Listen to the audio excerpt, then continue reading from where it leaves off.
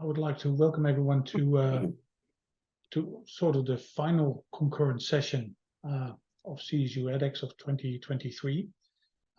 We have 5 presenters today, and we have 1 hour, so everyone gets about 10 minutes, and then we have 10 minutes question and answers at the end.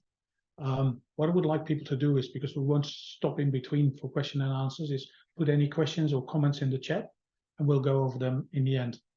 This is also sort of the last session of the day, so unless you're desperate to see the closing ceremony, we can go on a bit longer than scheduled. So should have done this at first. So basically, an acknowledgement to country first. We pay our respect to all the First Nation elders, both past and present, across all lands where Charles Sturt University staff and students reside. We acknowledge the deep feelings of attachment and relationship of Aboriginal people to country, and we also pay respects to other Aboriginal people and elders present here. And I'm on the Wiradjuri country at the moment. So I come from the beautiful place of Mara, which is called, apparently has something to do with talking, discussing things. So if we go to the presentations, we have 5 presentations. There's a high amount of artificial intelligence in here, so that's really cool. And I would say, rather than going through all of them, Saeed, if you want to start your presentation, I'll stop sharing. And what I will do at 9 minutes, I will rudely interrupt with my microphone on and tell you you have 1 more minute. And that's just, I've been told to do that. So I'll stop sharing, Saeed, and then you can take over.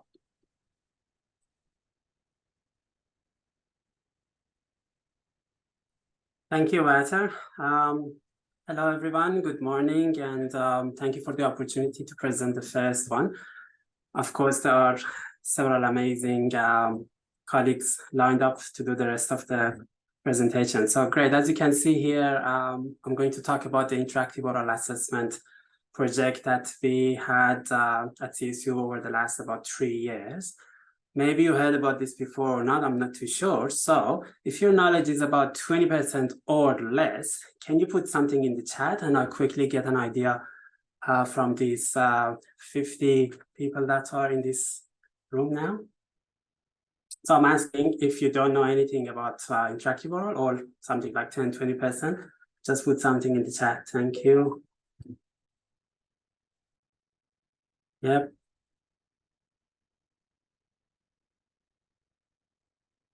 Thanks, Jennifer. 80%. I randomly chose 2 and everyone is choosing 20 as well. I mean, that's great. Good.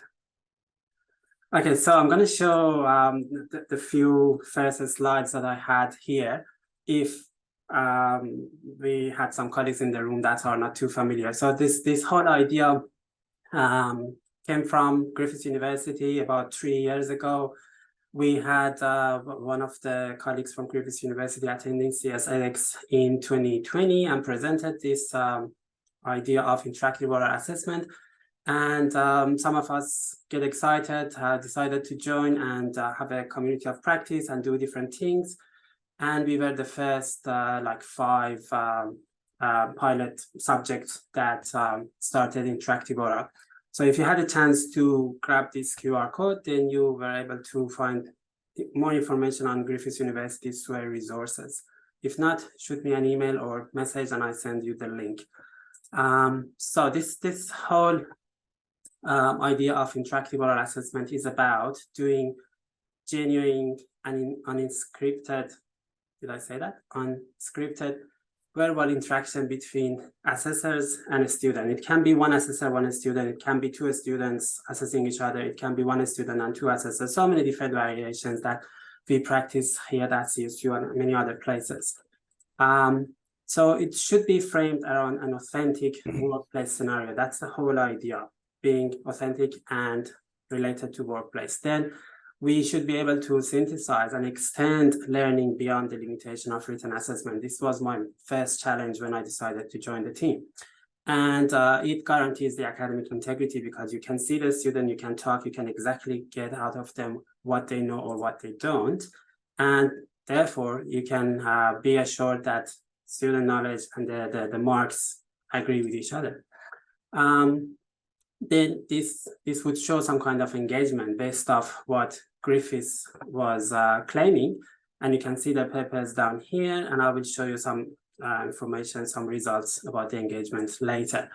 More about the interactive oral assessment. It is formative, it can be formative and summative. Either way you can do it.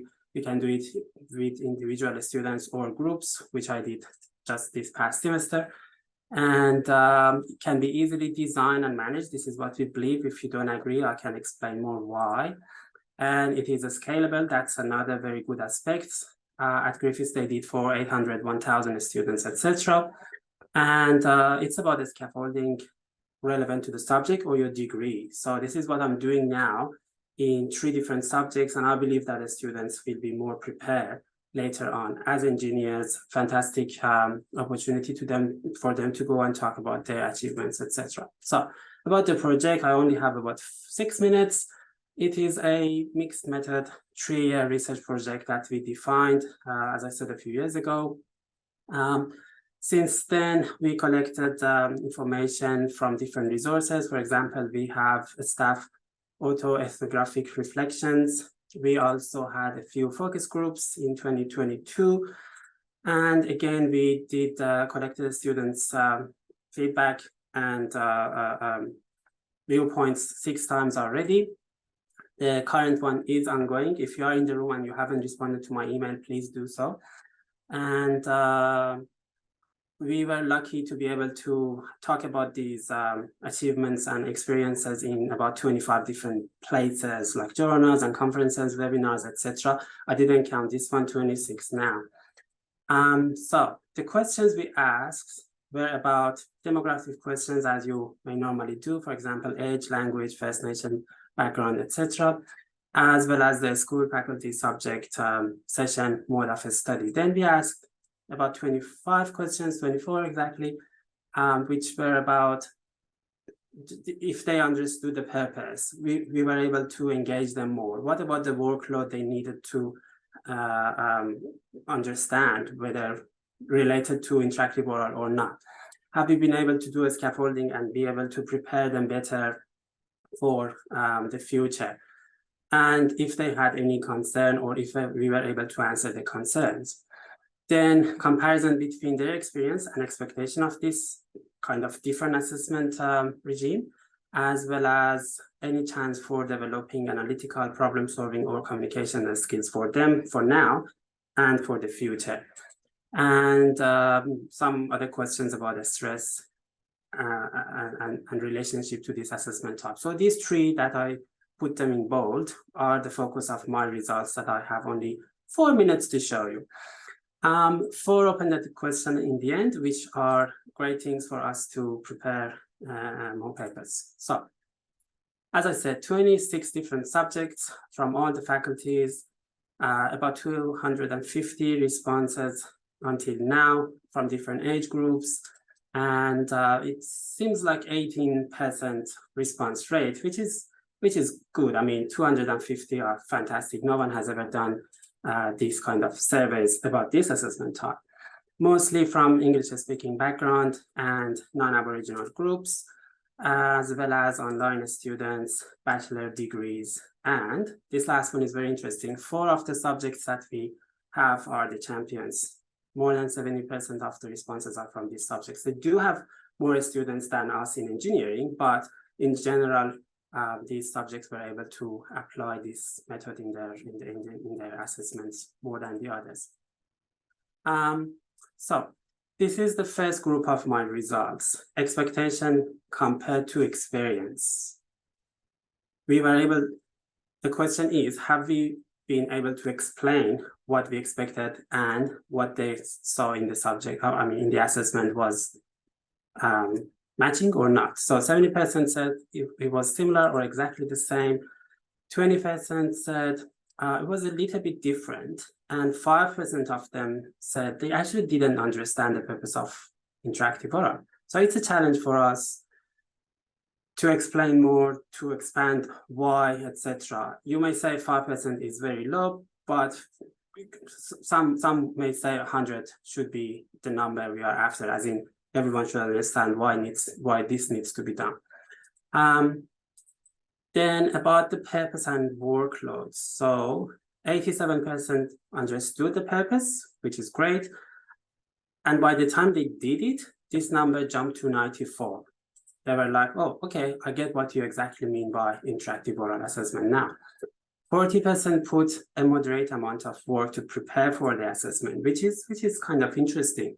And 40% put a lot of work. So maybe that's again on us to explain more and say, this is you, if you always talk in your actual degree, so this is another talk, just come to this talk and then be assessed. In terms of the skill enhancement, this was really interesting. About 40% said they were able to find a significant enhancement in their analytical skills, 35 problem solving, and 45 communication skills. That's exactly what we were after. Okay, so we may approach more and larger numbers. That's great, but for the beginning, this is really interesting that we were able to influence their skill development journey by only this simple assessment. 1 minute, Saeed, 1 minute. Thank you. It's 40 seconds on my time.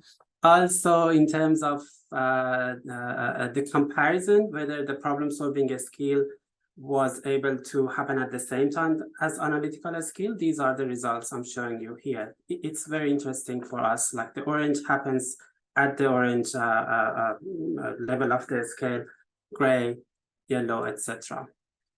So I skipped these two because I'm interested to show you the stress ones. 40% did not have any stress before, nor find the assessment stressful. That's exactly amazing. I mean, if they are able to talk easily, no stress, no extra stress from this type of assessment, that's fantastic. So we can easily use this for different groups of students for different reasons to, as it is clear, decrease the level of stress. And finally, I was also interested to understand who these students are. Are they normally stressed about any type of assessments or no? So say, for example, here during the assessment, we had this group that are normally with little stress, but during the interactive oral assessment, they showed different levels of stress. And again, normally they are about the same as the other subjects. So if anyone comes and say, talking about me to other people in front of other people is stressful, these are the responses from 250 students who said, no, it is not stressful. So thank you, Wouter. Thank you, Saeed. I hope that people will put some questions in the chat, and we'll do that after all the talks are finished. I would like to give the floor, to Kim Bailey, who has again 9 minutes, and I'll interrupt you very rudely after 9 minutes, Kim. I'm sorry about that beforehand. That's fine. Thank you, Wouter. Good morning, everyone. I'll just get my slideshow going.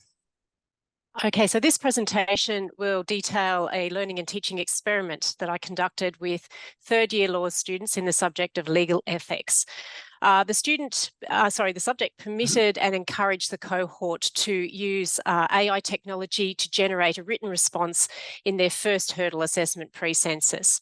In this presentation, I'm going to showcase for you how I conceptualized the assessment task, most importantly, how it was unpacked and scaffolded during teaching and tutorials, and then I think most interestingly, student perceptions on how the assessment went.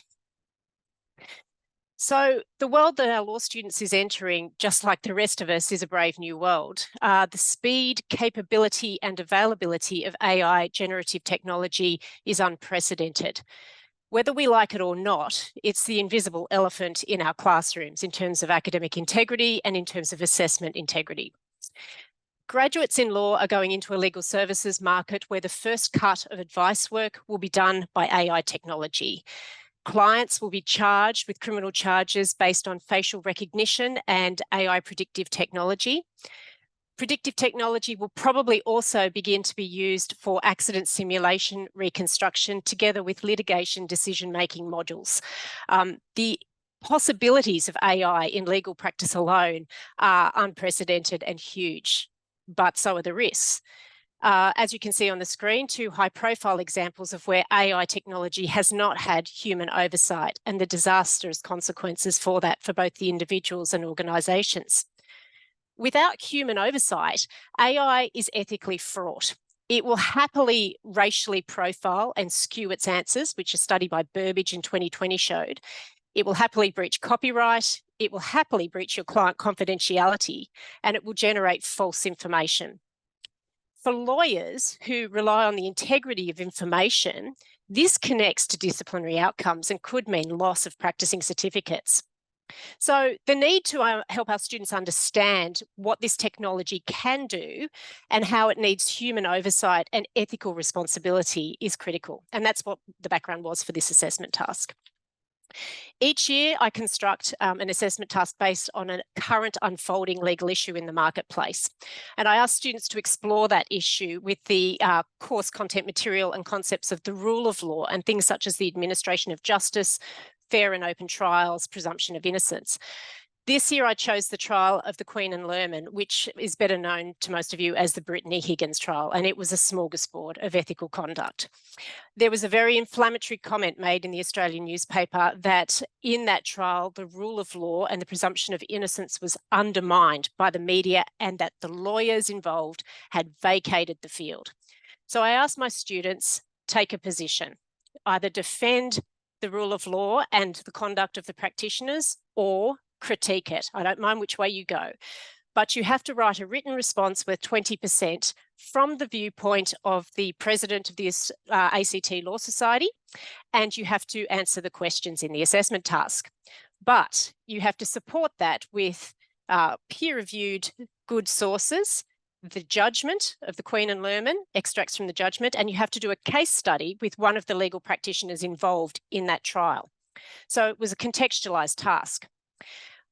The task was one thing. I then scaffolded that through 3 weeks of tutorials, and I chose to use ChatGPT, although they could have used any form of technology whatsoever. CSU's institutional position is that AI technology is prohibited for use by students unless you specifically permit that in the subject outline, which I did. I did make it optional in this assessment task for students, and in hindsight, I would now make it mandatory to make sure they engage with the tool and the technology. Week 1, we looked at the first question, pretty generic, highly vulnerable to AI. We put in search terms of definitions of rule of law, presumption of innocence, and we found actually it was pretty good. Some of the responses we had, if you cross-referenced it to the literature in our textbooks, it was okay. It could generate quite a helpful response. Weeks 2 and 3, though, when we got into taking a position and actually defending that position with the judgment and contextualised critical analysis, it began to fall apart in spectacular style. What we noticed was, firstly, it was inherently biased. Everything we put into it, and we did this live time in our tutorials, took the position that the rule of law had not been undermined. And some of my students really disagreed with that. Secondly, it couldn't reference or support its assertions with the judgment. It was absolutely dreadful at actually understanding what the content of the judgment was. It kept pulling from the United States judgments, which had no relevance whatsoever to the task at hand. And thirdly, what was really fascinating is that it hallucinated, and it was wonderful to show students this. I said to them, well, one of the things you could do is ask it to prepare an annotated bibliography, which wasn't part of the task, but just in relation to some key sources that might be helpful to you to read. It produced 5 journal articles by very well-known Australian constitutional lawyers. The only problem was that not a single one of those 5 journal articles exists. So it showed students that you really can't trust this tool unless you use human oversight with it. For me, this was teaching gold. Whilst I wasn't trying to put people off using ChatGPT, I think it illustrated really well that you have to have human oversight. And you'll note at the bottom of the screen, it's got its nice little disclaimer, ChatGPT can make mistakes. No kidding. So I asked myself then, how do we take this one step further? And I asked students to talk about in tutorials, well, okay, if you did rely on this information and material and you wrote your letter as the president of the Law Society, what are the ethical consequences for you in relying on false information? By doing that, we made that connection between emerging professional identity and an ethical framework and the tool that they were being asked to use. So out of a cohort of 55, how many do you think chose to engage with ChatGPT to write their assessments? 7. Only 7. It's a very low number. So that was 12% of the cohort. Only one student of the 7 referenced it correctly, which was interesting. I think that's a knowledge gap. So we amended the art tool at the library to incorporate correct referencing and did some work on that. What was fascinating to me as a marker, though, was that the highest amount of text that I could detect being generated by AI was 7% of a student's assignment. And that paper scored medium range, 14 out of 20, because it read very generically and definitionally. It didn't have that critical evaluation and critical analysis, and it wasn't properly contextualized in the judgment and the actors who we were analysing. What was really fascinating too was I had 0 referrals for Sam's allegations in the task, because we were having a very active and live discussion about academic integrity and emerging professional identity in the classroom. So I then took the opportunity, because my third assessment in this subject is an interactive oral. And I spoke to the students after their assessment task who had not used generative AI. Why did you not choose to use it? I've summarised for you the main themes from the cohort as to the reasons why they refused to use the technology, because they were given an option whether to use it or not. By far the predominant theme was that after you showed me in the tutorials how unreliable it could be for a number of elements, I was really worried about putting false information forward. And I've realised that if I get found to have committed academic misconduct in this subject, it could prevent me from being admitted as a legal practitioner. So we'd not only joined the dots in terms of integrity for the subject and as an undergraduate student, but also how that might affect emerging professional identity. 1 minute. Thank you, Wouter. Some of them also just were simply too scared. But the vast majority also were just pragmatic, and they said, well, I just don't have the time for a 20% assessment to fact check everything that ChatGPT is going to do. I'd rather do the work myself and make sure it's right in the beginning. I thought that was a pretty good outcome. Interestingly, it was a generational shift too. The younger students were more prepared to use it than the older students. So what did I take away from this? Well, I learned a couple of things. Number one, if I did it again, I'd make AI mandatory so that they have to engage with the tool. Secondly, don't assume your students are digital natives and know how to use it. You have to know how to use it, and you should show them how to use it ethically and competently. Thirdly, set it in the context of emerging professional identity and how the profession is using it. Make it relevant to them and show them the pitfalls and risks. And fourthly, you have to call out the elephant in the classroom. It's here, it's staying. You have to come to grips with it. Show them how to use it ethically. I firmly believe that it's a good tool, but it's only as good as the human who is overseeing the ethical use of that tool. Thank you. Thank you, Kim. That was wonderful. And probably put a lot of thoughts in people's minds as well. There are some comments in the chat, but we'll go to that later. Dirk, I would like to give the floor to you, if I'm correct, actually. You better check my... Yep, that would be you. And again, I'll rudely interrupt at 9 minutes. That's perfectly fine, thank you. So first of all, I'd like to formally acknowledge all owners of country of this entire continent. I don't believe in the term traditional owners. Ownership has never been ceded, so I think that's important to comment. I'd also like to make a formal comment that I live at Bangamawatha, which the European settler colonialists called Aubrey. By way of formal acknowledgement, the background you're seeing is generated by AI, deep AI. It's not my own. Okay, what am I doing here? I'd like to talk about a project turning AI on its head, essentially. My problem in June this year was that one of my normal assignments, which would have been to ask students to write an essay in heritage on discuss the nature of values used in assessment of cultural heritage items and properties and significance, was very prone to AI answers. We're talking June. Since then, things have changed. So it's a very much a very quickly moving field, as you're aware. So I chose the opportunity and said, right, if I set this topic, I'm going to face all sorts of potential AI answers, and we're having all sorts of issues of student misconduct, etc., etc. Rather than doing this, I thought, flip it on its head. I chose that as I asked AI, in this case ChatGPT, to write an essay, and then gave the students that essay and said, right, here's an essay written by ChatGPT on that topic, go and critique it. So suddenly students were forced with, okay, here's an essay.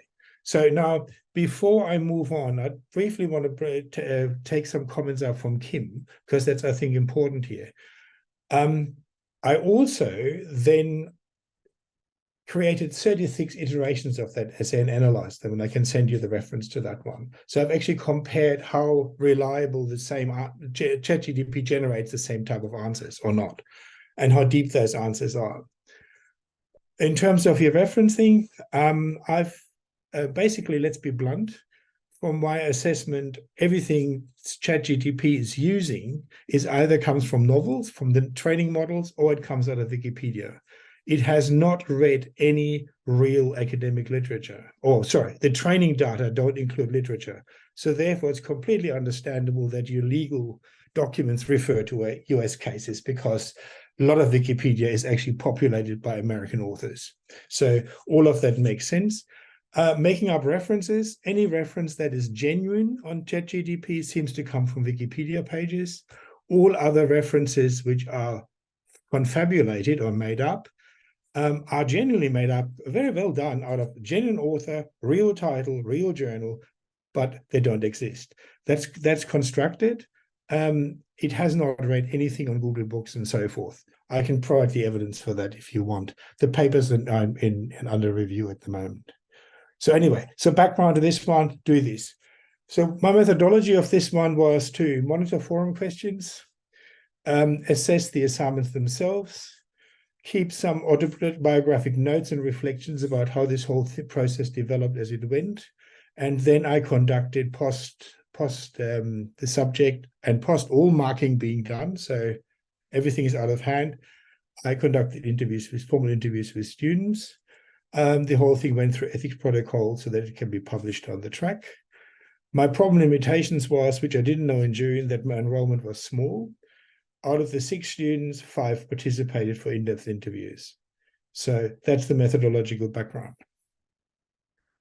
Prior knowledge, 3 out of the 5 had used ChatGPT at the time they were working on the assignment. So when they were, keep in mind, setting the assessment task in June, it gets published in July, the assignment occurred in late September when it was scheduled.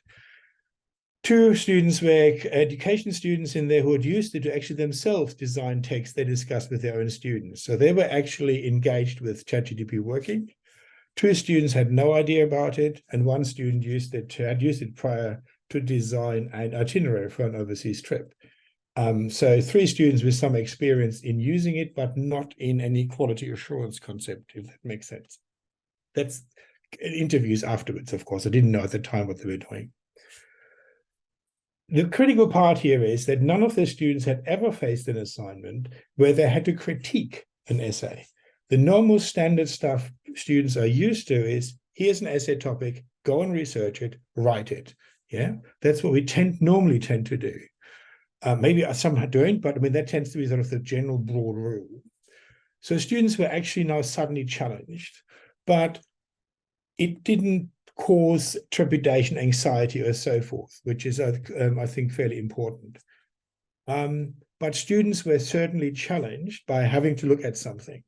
My concern to a degree initially was that if you are asked to write an assignment, you research it, and then in your own brain, you construct an argument how you wish to present that.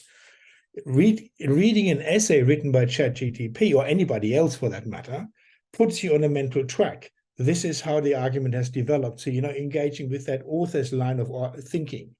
Yeah, that actually, thank God, did not influence students dramatically.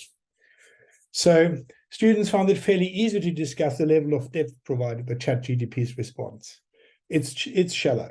Yeah, it's not pointy, it's shallow, there's no depth, there's no detail, etc.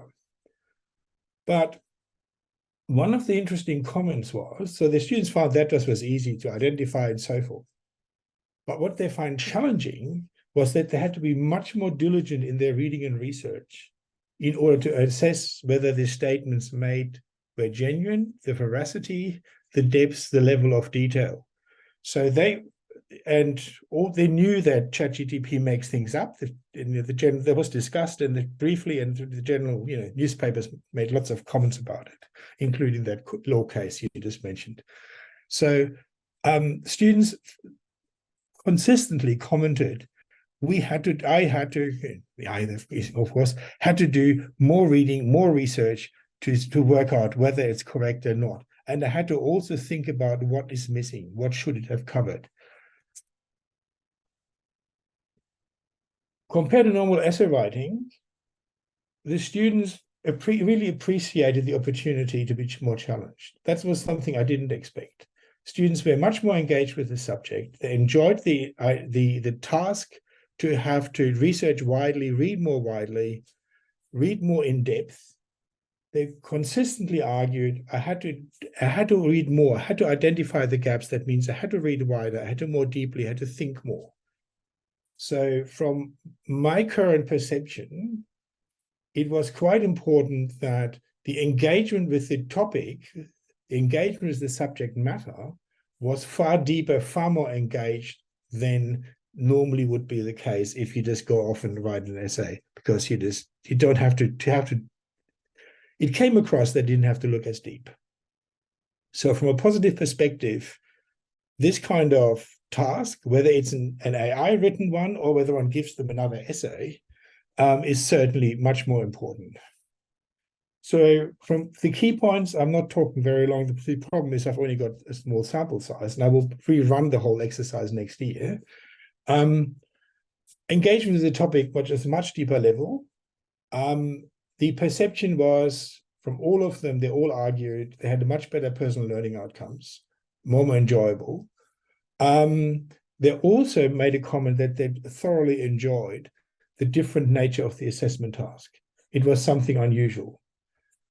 In the loose discussions after the key sort of semi-structured interview was done, it made clear that all of them commented on that having done this, having looked at it, they also came away with the learning that at this point in time, we have to say this point in time, generative AI is fairly shallow and is not worth using for assignment writing. Yeah. From my perspective, it staves off the risk of straightforward inadvertent plagiarism, which is why I started in the first place. The discussion of what depth and aspects are addressed is really important, because it seems to, when you look at the assessments, you can see how deeply students engaged with the literature and critically addressed the shortcomings or not so shortcomings of the generative AI essay. So it really becomes a tool. And in next year's approach, I will generate another essay, but then we'll tweak it so that it will add elements in. And you can actually use that very nicely to grade students or separate them out on a grading scale as to the level of thinking, the level of depth of reflection, the level of depth of reading, from a shallow interpretation all the way to a very deep analysis of what's missing. So the approach of creating and having students critique an essay, whether it's Gen AI written or not, as a critical tool to interpret whether they do or don't understand the topic matter, especially when it comes to concepts, is really powerful. Now, two things to this. When I created the 36 essays and compared them, so the same essay topic, the students got one of them, of those 36. I also asked ChatGPT to then critique its own essay. So what are the shortcomings in the essay you just wrote? And it actually brought up some good points. These are shortcomings. but again, they are shallow and they come from, general knowledge stuff. When I was then asked it to can you then rewrite your essay integrating those critiques? It couldn't. So now that's the current version of ChatGPT. I've done similar stuff with GPT-4, which is also not as functionally good as you think when it comes to critical thinking. And then finally, I've played with Deep AI, which is another version of it, which uses GPT-3 data sets, but has a different analysis logic. And again, it is fairly limited. So the factoids are, I think, as Kim said, yep, as Kim said, Gen AI is here to stay. Get over it, use it. Yeah, students will use it, people will use it, industry will use it. Question is what the quality is. So students will use AI. Actually, no, they should use it. They should understand what it can or can't do, and then use it for limitations. We have to adjust, as academics, adjust to that reality. Current generative AI is totally flawed in terms of quality, but that's the data set it's in. If you play with Google Bard, and if you play with the Bing implementation of GPT-4, it can search the web, but it is still logically flawed at this point in time. Students need to be Gen AI literate, exactly what Kim said. And I think we have to think about the way we are constructing assignments, where it's not just the recall of facts and concepts, but it is critiquing them, and therefore the students have to engage with what's being said. We can manipulate this quite clearly by setting specific elements as triggers. Thank you, Dirk. Thank you. I'll let you go because I got a bit sucked into your talk. I should have kept the time better. Sorry about that to everyone else. Can you stop sharing? Sorry, yeah. So next presentation is by Nicole. I'm just trying to get all the names there. By Nicole Leigh Grant, Amita Krautloher, and Trudie Fenwick. I'm not sure who presents. Again, I will rudely interrupt at 9 minutes. But if I get sucked in, I might actually keep on listening. Okay, we're doing a bit of a tag team today. So I'm Nicole. Lee's going to present a bit as well, and Jenni and Trudie's going to help out with answering some questions. So today we're talking about reflective e-portfolios as a novel way of assessing students' learning processes and their learning outcomes. So I'm going to hand it over to Lee now.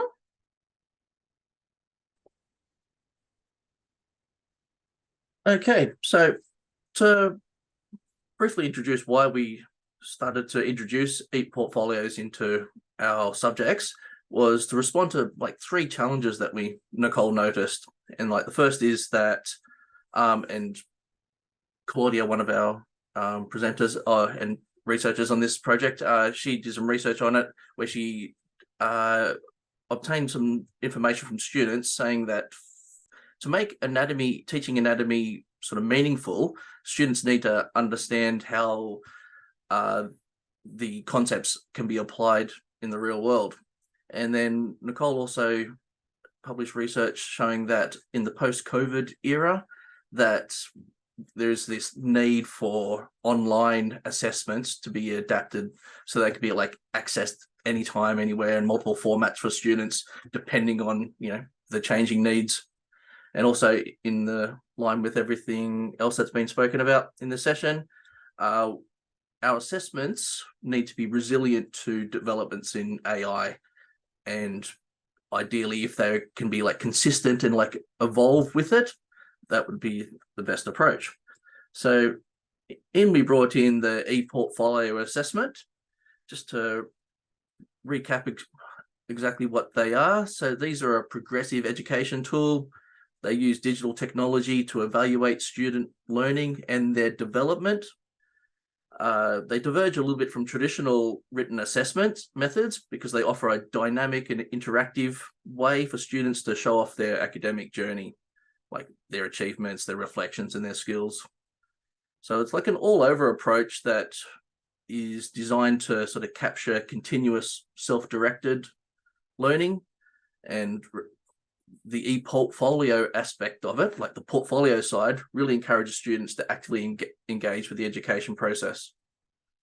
So the way it looked in our subjects, the biopsychology subject that Nicole ran and I was part of, there was like these two e-portfolio tasks,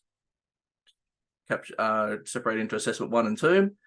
And the first is they would on research methods and terminology. So that's that anatomy side that we wanted to try and be engaged with, and neural communication. And another one on different aspects of biopsychology, sensation, perception, movement, and psychophysiological disorders. And there was these e-portfolios are designed to, going back to that dynamic part, to extend from one to the other. So students are encouraged to incorporate feedback they got off assessment 1 into assessment 2.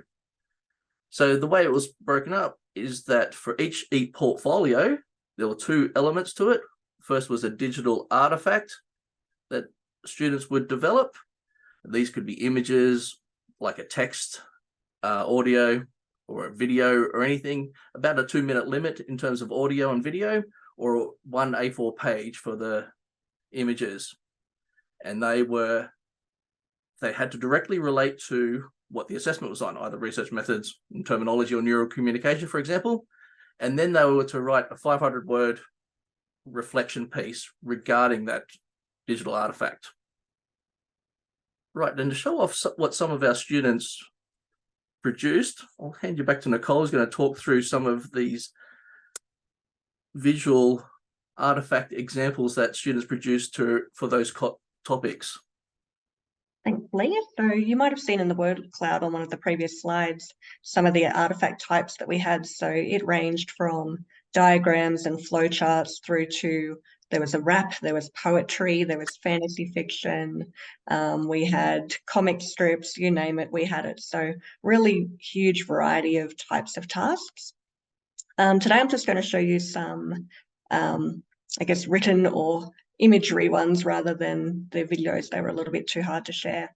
So this one, as you can see, we were not judging them on creativity. There was no marking criteria that they needed to be artistic or anything creative. So a black and white drawing like this would obtain a HD.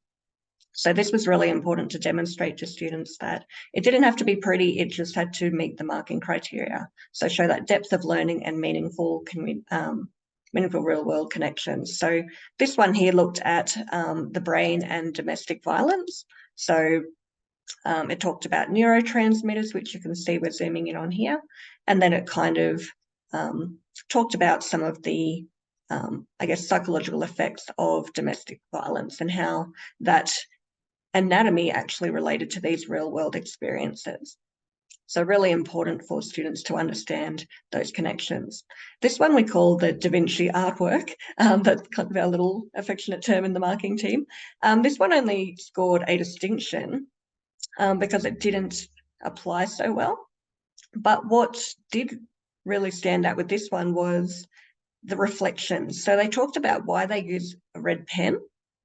So there was actually a lot of thought between, you know, what was in the artifact and how they actually described it in their reflection, which got them to the higher level. So they talked about their learning processes a lot. And then the next one we've got here, this was an example where they did a conversation article. So you can see the formatting looks like this was a real conversation piece. So here they've done a really good job of describing what the cerebellum is in the brain. They've included some images. And then there was real world application around what this might actually look like for someone that's born without a cerebellum. So really practical understanding of these real world, I guess, aspects of biopsychology. Then the next one I think we've got is one of my favorites. So this was about sensation and perception. I didn't cook a tasty meal, but why did my partner perceive it that way? So you can see a real world relevance here. So yeah, we've got the image of the partner saying, yeah, this is really tasty. And then we've broken it down to what are these sensory and perceptual things going on. So there's the music, there's different smells, the chili, the fact that lights are dim and that affects how we perceive things visually. So there's lots of factors there that are going on. And you can see then they've got all these beautiful arrows to this diagram of the brain to show what's going on with these neural processes. So again, a really good example of how students have applied what can seem like really dry, boring anatomy content that's often hard for students to learn. They've actually made a connection to go, okay, what does this actually have to do with my real life and my patients in the future? And I think we've got some student feedback next. So you can see from the first quote, there was a lot of resistance at the beginning. Students probably didn't understand the purpose of this. So one student, why am I wasting 2 days doing a mediocre diagram in Paint? I'd rather write a research report and a lit review instead of doing these again. So there was a bit of negativity to begin with. But once we showed them some exemplars, so that black and white one where they saw that they didn't have to be creative or do anything particularly artistic, they kind of came on board with the journey and they started to realize that it was helping their learning. So they were delving deeper. It helped them with their memory. They said that they were developing that longer lasting memory. They were applying it to their workplace skills, which was really important. The quote up the top right just made me really happy when I got this email. So the students said that they've become a better human and they've become more empathetic. So understanding what goes on in people's brains actually makes them feel like they understand people better. And then we had students that understood themselves better. So students with ADHD understood what was going on in their brain. And they were able to talk about this with their co-workers and it reduced stigma in their workplace. And people have been using these as resources with their clients in their workplace.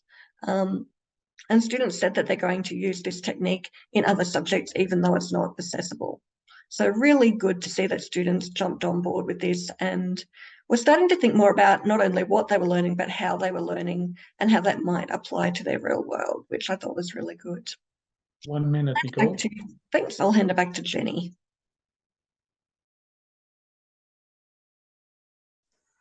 So just some really quick thoughts from myself as a marker. Leigh and Nicole have already talked quite a bit about the interaction with AI and how it's quite sustainable as an assessment, but we will need to be watching how students use AI to create images and study notes, etc. But as a marker, just a couple of points. It was a bit of a discipline thing for me. I'm quite impressed by people with artistic skills and creativity that I don't have. So being really conscious not to subconsciously mark based on those qualities. But it was really interesting to see students engage in some of the technical details of biopsychology, which are quite easy to separate out from this picture of working in a helping profession with people and sort of talking therapies and growing their understanding in terms of how future clients might be, their behaviors, their life experiences might be affected by this sort of complex interaction that happens inside each human. And it was really interesting to watch some of the better assignments reflect on not just what they learned, but how they're learning, and also taking on board feedback between assessment 1 and assessment 2. Thanks, guys. Thank you. That's on the mark with 10 minutes. Who wants to talk to this very quickly? Okay, I'll just wrap up by sharing that for anybody who's sort of considered this or hasn't heard about these before, our experience with running them show that there's enough there that the portfolio assessments responded to those challenges that we highlighted in the beginning, need to be useful for anatomy and respond to AI. And we're going to continue researching in this space. So yeah, look out for any sort of published research that comes out of it. But yeah, our uni's got a lot of resources for implementing e-portfolios assessments. So consider using them in your anchor subject. Okay, thank you, Leigh. Thank you for the whole team. And sorry, Jenny, you were not on my list of authors, so I didn't mention you in the beginning. Last but not least, Jared. There you are. So there's so many people here. You will have the last 10 minutes and you can share your screen, and I'll again rudely interrupt at 9. Okay. Thanks, Wouter. Let's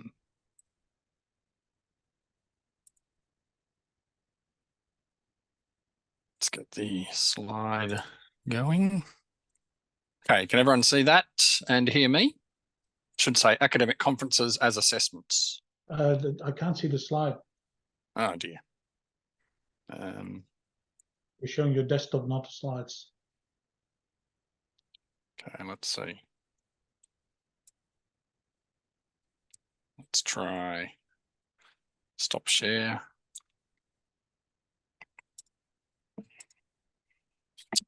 I'm on the wrong This is one. what happens on a conference, so it's pretty, pretty pointy. So let's try this one. And we'll bring this across. How's that? Yep. And a bit better. All right. Okay, so academic conferences as assessments. So the basic idea I had was that I'd been thinking for a while, well, quite a while, a number of years, about how I could come up with an assessment for online students in particular, that involved more peer interaction and, if possible, peer critique. So peer-to-peer critique of their work.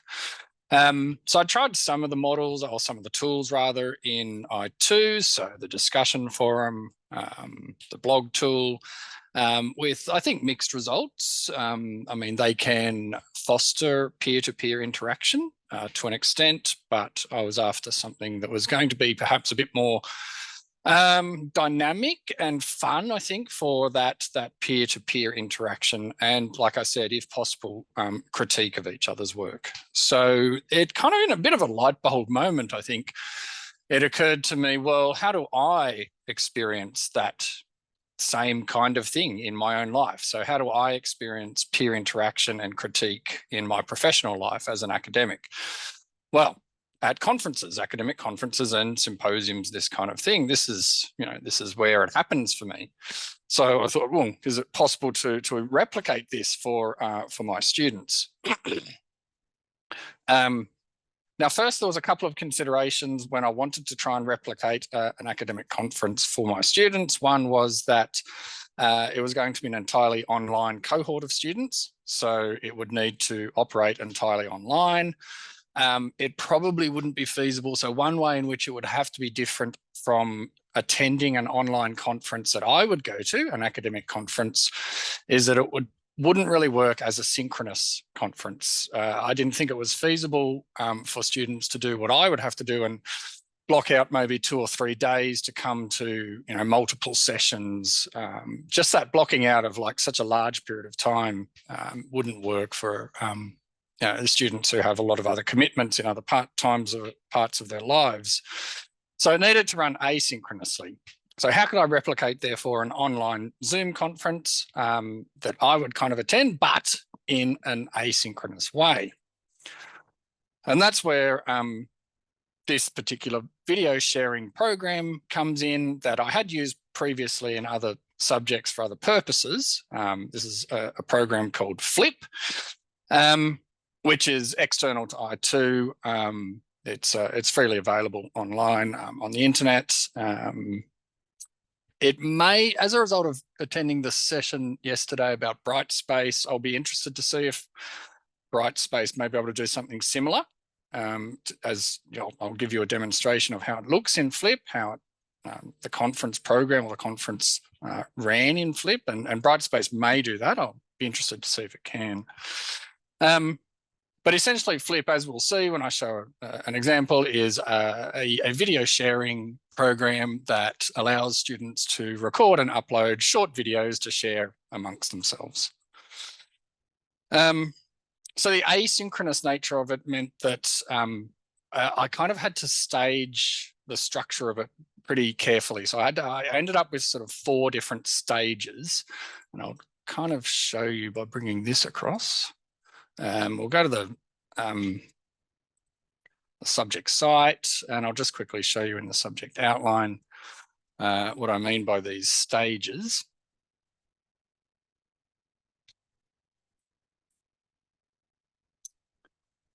So it was my final assessment, assessment item 2.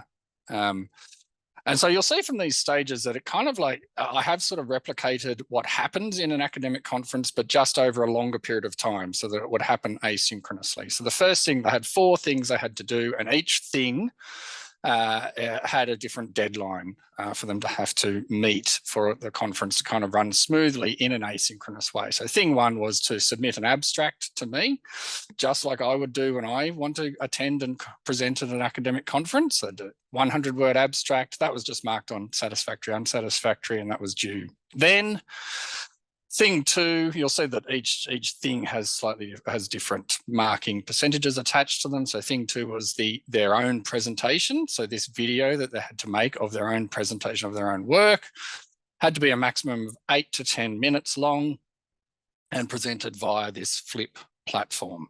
And that was due on 3rd of October. Thing 3 was where they had to comment. They had to provide text-based comments on at least 2 other presentations from their peers.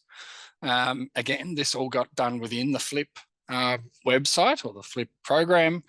And then thing 4 was they had to record and upload a response video that responded to the comments that their presentation had received, these text-based comments that their presentation had received. So you probably want to know, or you're interested to see how it looked in this Flip website. So we'll just go back here, and I gave them the link in the subject site down here. That's the survey I got them to fill in about what their experience was like doing this. And so this is the Flip website.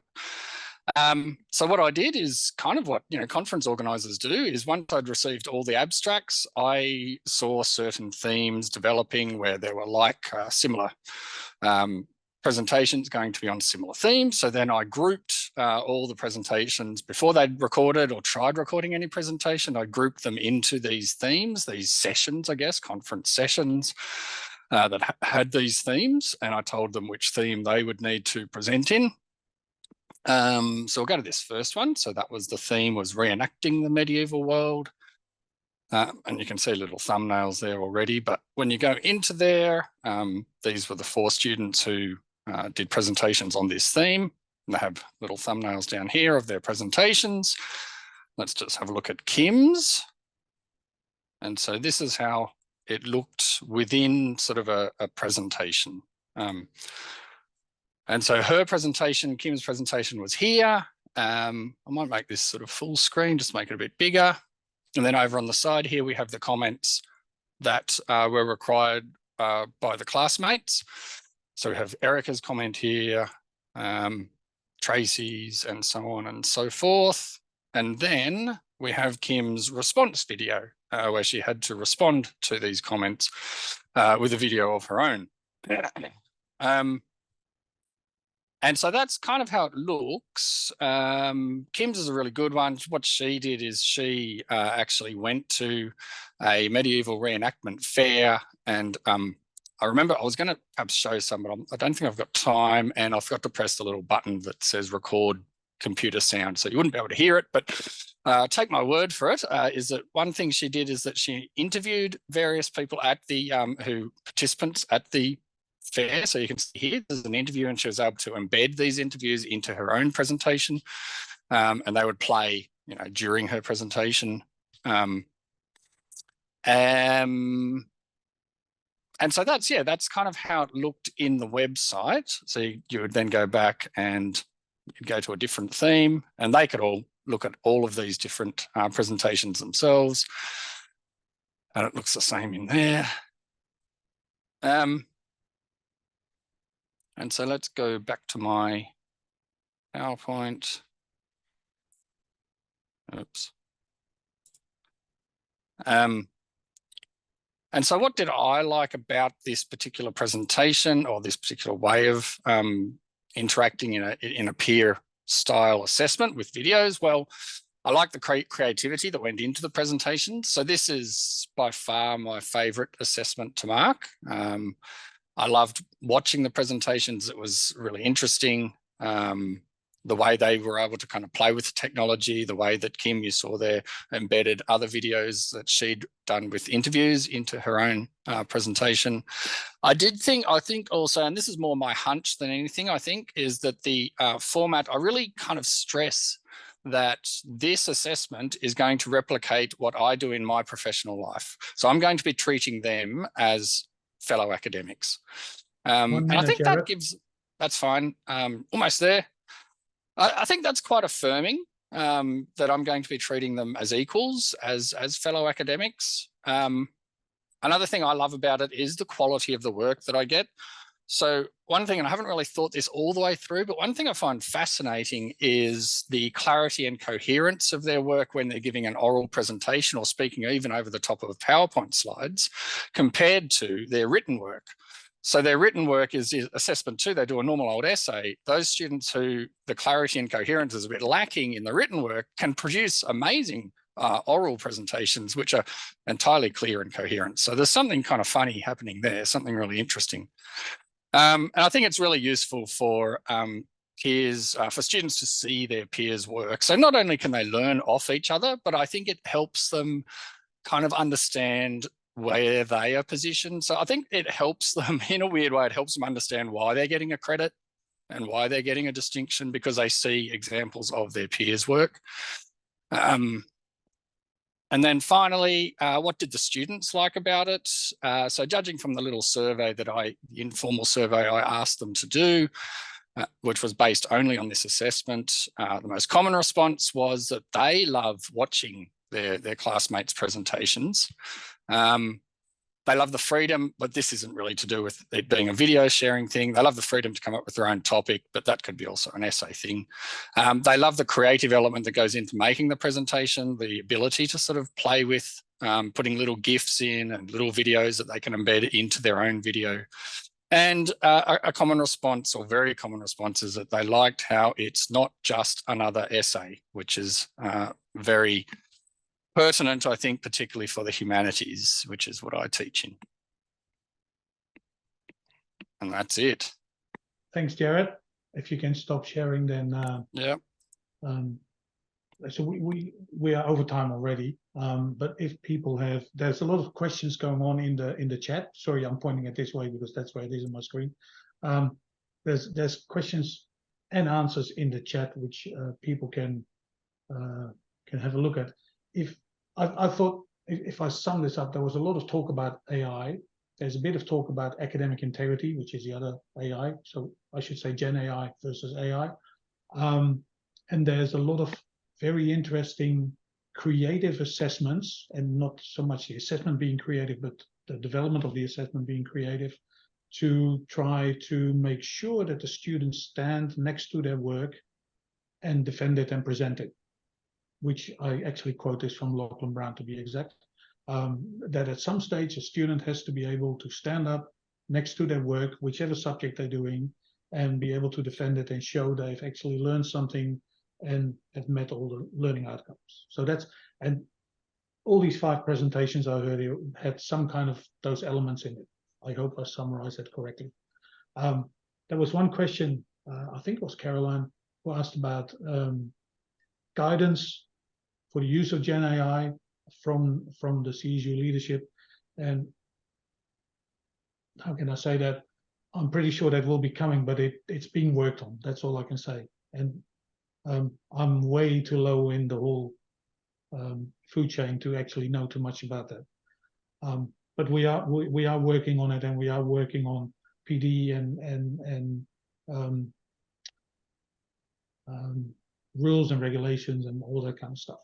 But yes, the AI goes so fast, or the Gen AI goes so fast that we will be chasing our tails. And as it will be said in every Gen AI paper that you will read, the Gen AI you work with today will be the worst one you work with for the rest of your life. So it will all get better and better and better. And that's sort of my summary. I hope I'm not leaving anything out or leaving anyone out, and I hope everyone can live with that.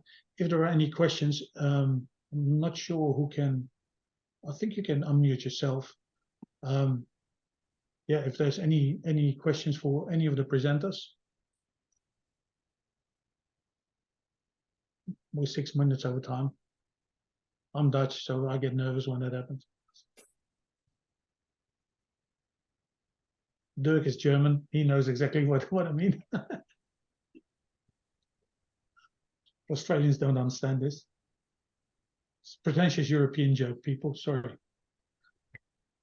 Wouter, I had a question just for the e-portfolio people. So I'm curious about which platform they use for the task itself. Oh, yeah. Obviously, the uni has an official e-portfolio tool, and then we have others that a bunch of other people need to use for discipline and industry-related purposes. So yeah, I'm just curious about what they used to put that together. We went very simple.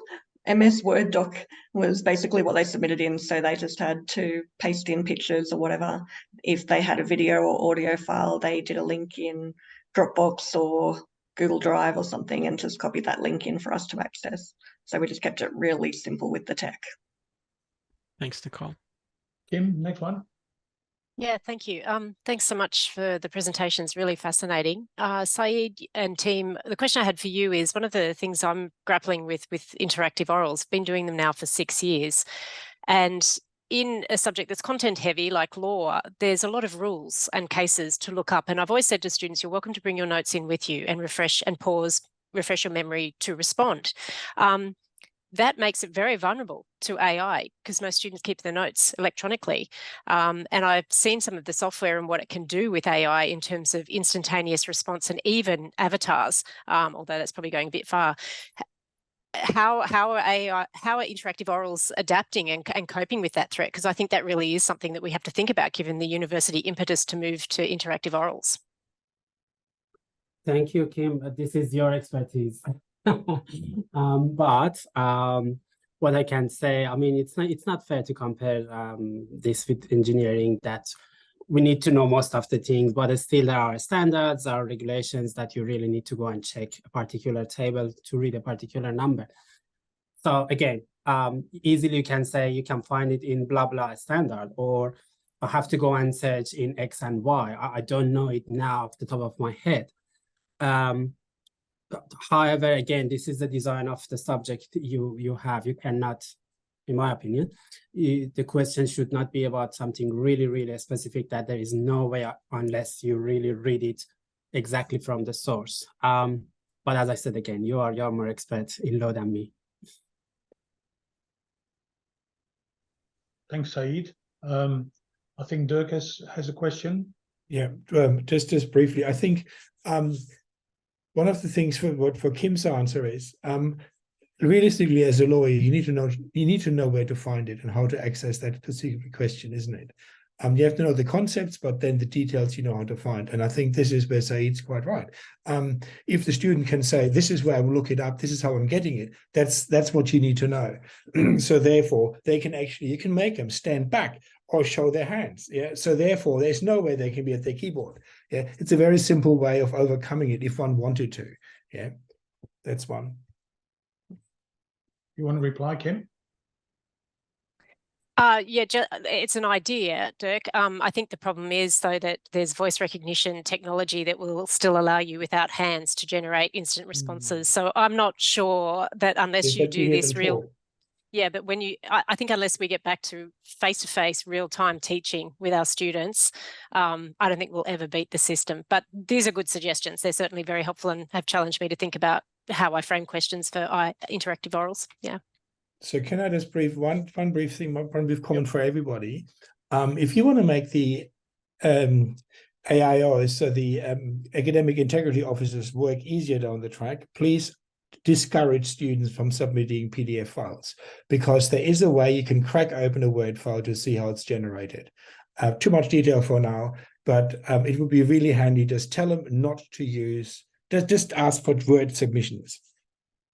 I agree with that, but for different reasons.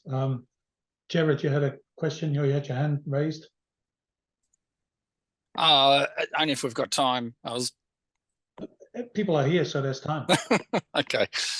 Just on the discussion, I think the general discussion of AI, which is going to be an ongoing discussion for years, I think, to come. I mean, I think we do have to always also keep in mind,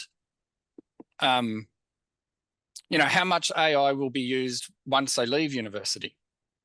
So there's no point, I don't think there's much point in kind of getting them to avoid AI. And when no one's saying that here, everyone's saying, look, how do we try and work with it? But, we need to try and work out if they're going to have to use it when they become a teacher or they become a lawyer, because the lawyers are using it and the teachers are using it.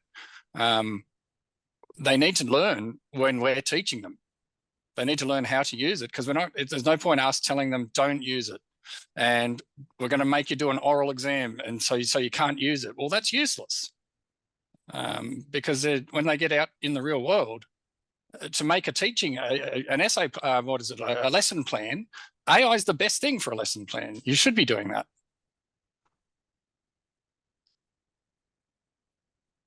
So it's just what I reckon. I think everyone, well, most people here would agree that we need to introduce it in our curriculum in order to make sure that students will know how to use it. The key word I think here is creating content. That students should not be creating content with AI for assessment unless specifically allowed. I saw something about reflections. Reflective journals are indeed a bit resistant to AI, but there are also papers coming out at the moment that say that AI can reflect as good as any human. Personally, whatever I put through an AI, when it comes out, I always think it's a bit bland.